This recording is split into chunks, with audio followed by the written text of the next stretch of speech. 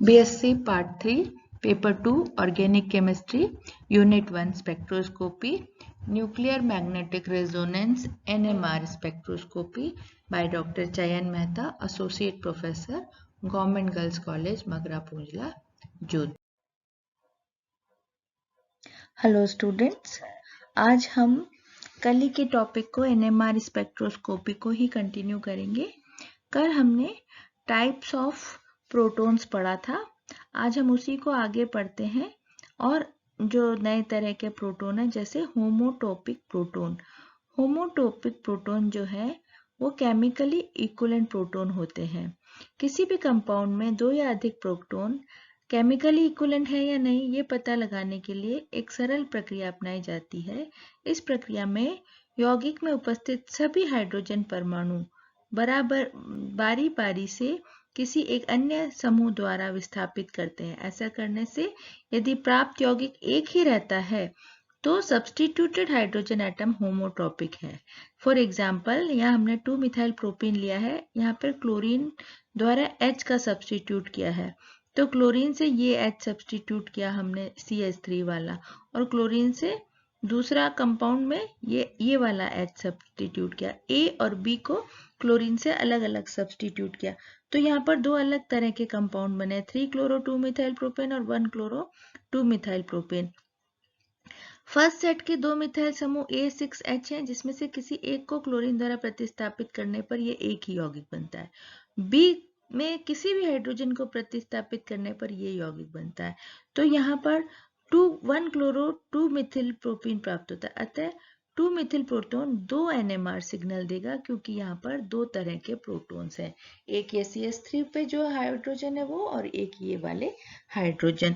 दूसरा है एनांशोट्रॉपिक proton. एनांशोट्रॉपिक proton में क्या होगा कि यदि एक ही कार्बन पर दो हाइड्रोजन है तो उनका प्रतिस्थापन समान समूह द्वारा करने पर यदि एनांशोमर प्राप्त होते हैं, तो यहाँ पर इन दोनों का अपन ने सब्स्टिट्यूशन किया इस Z से, तो यहाँ पर ये दोनों एक दूसरे के एनांशोमर प्राप्त हुए, तो ऐसे को एनांशोट्रॉपिक प्रोटॉन कहते हैं।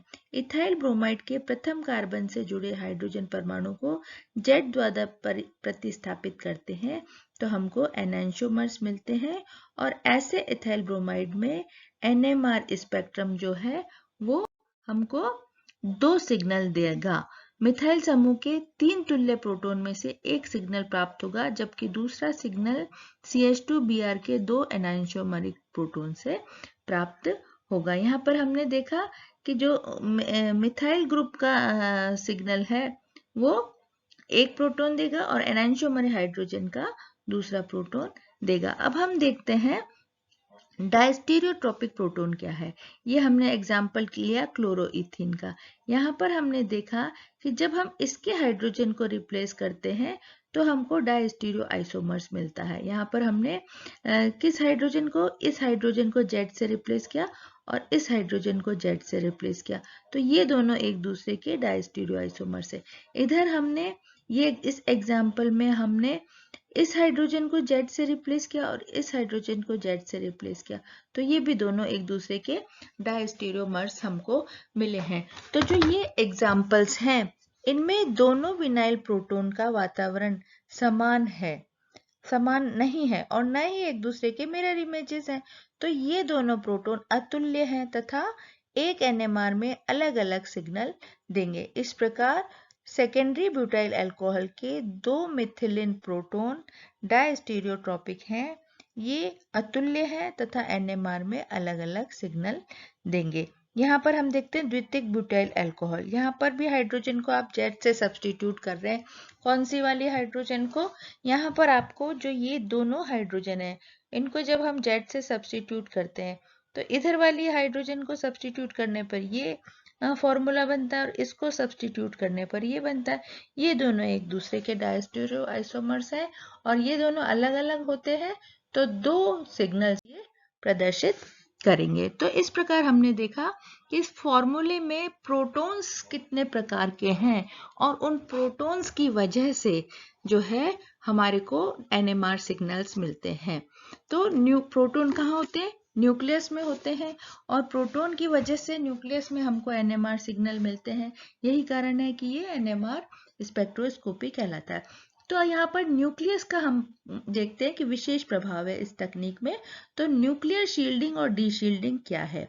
न्यूक्लियर शील्डिंग क्या है कि जब कोई भी हम प्रोटॉन देखते हैं, ये न्यूक्लियस है हमारा, न्यूक्लियस में प्रोटॉन होते हैं। तो CH सिग्मा बंध के में इलेक्ट्रॉन परिसंचरण करते हैं, जिससे परिसंचरण एक चुंबकीय क्षेत्र उत्पन्न होता है। यहाँ पर ये इलेक्ट्रॉन घूम रहा है। ये इलेक्ट्रॉन क्या करता है कि एक तो अपने एक्सेस पे घूमता है और एक न्यूक्लियस के चारों तरफ घूमता है। तो ये न्यूक्लियस के चारों तरफ घूमने की वजह से ये क्या है, एक चुंबकीय क्षेत्र उत्पन्न करता है। इलेक्ट्रॉन के परिसंचरण द्वारा उत्पन्न इस क्षेत्र को प्रेरित द्वितीय चुंबकीय क्षेत्र कहते हैं। प्रोटॉन द्वारा प्रेरित चुंबकीय क्षेत्र उत्पन्न होता है। तो प्रोटॉन के द्वारा उत्पन्न चुंबकीय क्षेत्र और इलेक्ट्रॉन के द्वारा उत्पन्न चुंबकीय क्षेत्र, तो ये दो प्रकार के चुंबकीय क्षेत्र होते हैं। बाह्य चुंबकीय क्षेत्र का विरोध करता है। प्रोटॉन द्वारा प्रेरित चुंबकीय क्षेत्र बाह्य चुंबकीय क्षेत्र का विरोध करता है, अर्थात एक दूसरे के विपरीत दिशा में होते हैं। अतः प्रोटॉन द्वारा वास्तव में अनुभव किया जाने वाला चुंबकीय क्षेत्र बाह्य क्षेत्र से कम होता है। इस प्रकार इलेक्ट्रॉन प्रोटॉन तथा नाभिक को परिरक्षित करता है। इस प्रकार इलेक्ट्रॉन जो है वो इस प्रोटॉन और इस न्यूक्लियस को शील्ड करता है, चारों तरफ से इसका परिरक्षण करता है। इलेक्ट्रॉन द्वारा कम परिरक्षित या अधिक परिरक्षित प्रोटॉन बाह्य चुंबकीय क्षेत्र की उपस्थिति में समान केमिकल शिफ्ट पर अवशोषित नहीं होते। परीक्षित प्रोटॉन उच्च क्षेत्र में अवशोषण करते हैं या सिग्नल देते हैं। इसको नाभिकीय परिरक्षण या परिरक्षण प्रभाव, शील्डिंग इफेक्ट कहते हैं। अब डी शील्डिंग क्या है? कुछ यौगिकों में विस्थानीकृत पाई इलेक्ट्रॉन के बाह्य चुंबकीय क्षेत्र के परिसंचरण से प्रयुक्त द्वितीय चुंबकीय क्षेत्र पास के प्रोटॉन को परिरक्षित या विरक्षित करता है। ये प्रेरित चुंबकीय क्षेत्र में प्रोटॉन की स्थिति पर निर्भर करता है। फॉर एग्जाम्पल, बेंजीन के एरोमेटिक प्रोटॉन की स्थिति इस प्रकार होती है। वे प्रेरित चुंबकीय क्षेत्र के उस भाग में स्थित होते हैं जहां पर बाह्य चुंबकीय क्षेत्र प्रेरित चुंबकीय क्षेत्र को रीइंफॉर्म करता है। यहाँ पर हमने बेंजीन का स्ट्रक्चर देखा। यहाँ पर ये चारों तरफ हाइड्रोजन न्यूक्लियाई है और ये चुंबकीय क्षेत्र उत्पन्न हो रहा है। तो हमने बेंजीन के क्षेत्र में देखते हैं तो एक ही दिशा में चुंबकीय क्षेत्र प्रेरित चुंबकीय क्षेत्र को रीइंफॉर्म करता है तथा दोनों एक ही दिशा में काम करते हैं। इन्हें अवशोषण होने के कारण कम तीव्रता वाले बाह्य चुंबकीय क्षेत्र की आवश्यकता होती है। इस प्रकार जो एरोमेटिक प्रोटॉन हैं वो अपेक्षाकृत लो फील्ड में अपना सिग्नल देते हैं। बेंजीन के सभी 6 प्रोटॉन 7.25 पर अपना सिग्नल देते हैं। इसी प्रकार पैराजाइलिन में 4 एरोमेटिक प्रोटॉन 7.05 पर अपना अवशोषण देते हैं। तो यहाँ पर हमने देखा कि बेंजीन के केस में जो ये हाइड्रोजन है वो किस तरह से परिरक्षित होती है और कहाँ पर अपना सिग्नल देती है। इसी प्रकार हम अगला एग्जाम्पल ये इथाइन का लेते हैं। तो इथाइन में पाई बॉन्डिंग है, पाई इलेक्ट्रॉन पाए जाते हैं। तो पाई इलेक्ट्रॉन द्वारा उत्पन्न प्रेरित चुंबकीय क्षेत्र इथीन की तुलना में, ये इथीन है, इसकी तुलना में प्रोटॉन का उच्च चुंबकीय क्षेत्र में अवशोषण दर्शाता है। इथाइन में प्रोटॉन की स्थिति इस प्रकार है जहां बाह्य तथा प्रेरित चुंबकीय क्षेत्र एक दूसरे का विरोध करते हैं। यदि हम कार्बन के विभिन्न संकरण अवस्थाओं व विद्युत ऋणता का निरीक्षण करें तो प्रोटॉन का अवशोषण क्रम निम्नलिखित होगा। तो निम्न क्षेत्र में sp वाले और उच्च क्षेत्र में sp3। तो sp, sp2, sp3 निम्न क्षेत्र से उच्च क्षेत्र की ओर मूव करते हैं। तो त्रिबंध युक्त एल्काइन में परिसंचरण पाई इलेक्ट्रॉन के कारण प्रोटॉन के परिसंचरण से इथीन की तुलना में उच्च क्षेत्र में अवशोषण होता है। इथीन और एल्काइन में वास्तविक प्रोटॉन का अवशोषण इस प्रकार है। निम्न क्षेत्र में sp, फिर sp2 और सबसे उच्च क्षेत्र में sp3 के प्रोटॉन अपना सिग्नल देते हैं। तो अपना अगली टर्म जो है वो हम देख रहे हैं केमिकल शिफ्ट। केमिकल शिफ्ट क्या होता है? इलेक्ट्रॉन के परिसंचरण से प्रोटॉन सिग्नल उच्च क्षेत्र की ओर तथा विरक्षण के कारण निम्न क्षेत्र की ओर विस्थापित होता है। मतलब परिरक्षण की तरफ तो सिग्नल उच्च क्षेत्र में जाएगा और अगर डी शील्डिंग होती है तो सिग्नल निम्न क्षेत्र की ओर विस्थापित हो जाता है।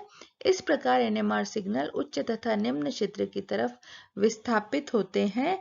इस विस्थापन को केमिकल शिफ्ट कहते हैं। केमिकल शिफ्ट की किसी संदर्भ यौगिक रेफरेंस कंपाउंड के प्रोटॉन के अवशोषण से निर्देश में मापा जाता है। टीएमएस टेट्रामिथाइल साइलेन जो है वो संदर्भ यौगिक के रूप में सबसे अच्छा कंपाउंड है। निम्न कारणों से इसको हम रेफरेंस कंपाउंड की तरह काम में लेते हैं। पहला कारण, इसमें 12 केमिकली इक्विवेलेंट प्रोटॉन होते हैं, तो ये इसकी बहुत कम मात्रा से हमको बहुत स्ट्रॉन्ग सिग्नल मिलता है।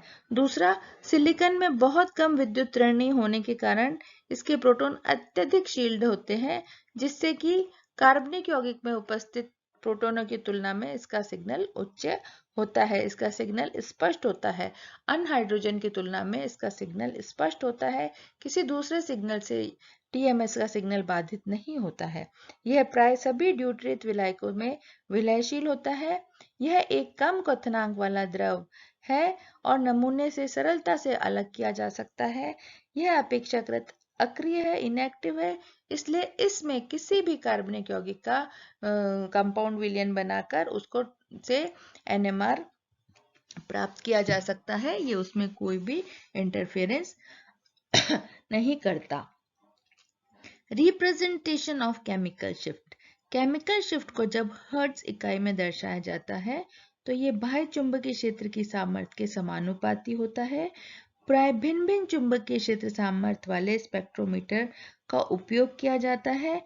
आवश्यक है कि केमिकल शिफ्ट को बाह्य चुंबकीय क्षेत्र के सामर्थ्य सहित इकाई के रूप में व्यक्त किया जाए। ऐसा रासायनिक स्थिति में स्पेक्ट्रोमी के दो प्रकार के पैमाने डेल्टा और टाउ, इन दोनों इकाइयां क्षेत्र रहित होती है।